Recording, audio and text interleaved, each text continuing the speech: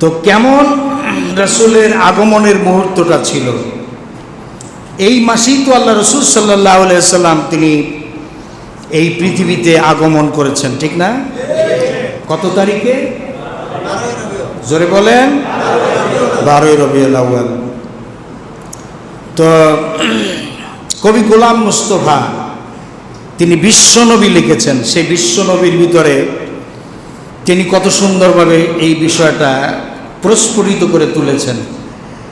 এরকম যে শুল্কা দ্বাদশীর অপূর্ণ চাঁদ সবেমাত্র অস্ত গিয়েছে, শবে সাদিকের শুকনুরে পূর্ব আসমান রাঙ্গা হয়ে উঠেছে, আলো আধারের দোল খেয়ে ঘুমন্ত প্রকৃতি আঁখি মেলছে, বিশ্ব প্রকৃতি আজ নীরব, নিখিল সৃষ্টির অন্তরতলে কি যেন একটা অতৃপ্তি এবং অপূর্ণতার বেদনা হিল্লোলিত হয়ে উঠছে।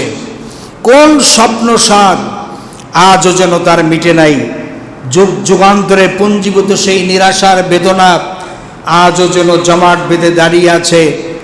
আরবের মরু প্রান্তরে, মরুদিগন্তে এক নিবৃত কুটিরে একজন নারী ঠিক এই রবিউল আউয়াল মাসে সুখ স্বপ্ন দেখতেছিলেন। নাম তার আমিনা।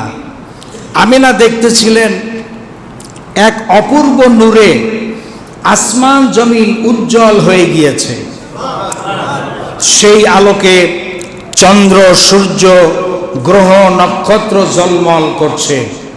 কার যেন আজ শুভাগমন, কার যেন আজ অভিনন্দন, যুগ যুগান্তরে প্রতীক্ষিত সেই না আসা অতিথির আগমন মুহূর্ত আজ যেন আসন্ন হয়ে উঠেছে। তারই অভ্যর্থনার জন্য আজ এই আয়োজন। কুল মাখলুক আজ সেই আনন্দে আত্মহারা, গগনে গগনে ফেরেশতারা ছুটাছুটি করছে, তোরণে তোরণে বাঁশি বাজছে, সবাই আজ বিস্মিত, পুলকিত, কম্পিত, শিহরিত। জড় প্রকৃতির অন্তরেও আজ দোলা লেগেছে। খসরুর রাজপ্রাসাদের স্বর্ণচূড়া ভেঙে পড়েছে, কাবাঘরের দেবমূর্তিগুলি ভুলণ্ঠিত হয়েছে, সিরিয়ার মরুভূমিতে নহর বয়েছে। কারা ওই শ্বেতবসনা পুণ্যময়ী নারীরা? বিবি হাওয়া, বিবি রহিমা, বিবি মরিয়ম, বিবি হাজেরা, সবাই আজ তার শিয়রে দণ্ডায়মান। বেহেশতি নূরে সারা ঘর আজ আলোকিত, বেহেশতি খুশবুতে বাতাস আজ সুরভিত। এক পবিত্র স্নিগ্ধ চেতনার মধ্যে আমিনার স্বপ্ন ভাঙল। আঁখি মেলে চেয়ে দেখলেন কোলে তাহার পূর্ণিমার চাঁদ হাসতেছে।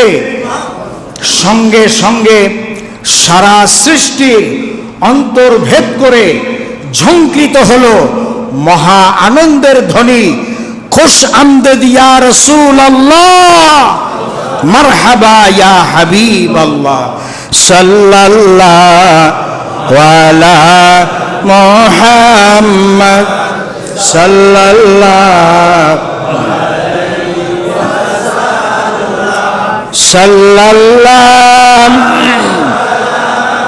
মুহাম্মদ, সাল্লাল্লাহু আলাইহি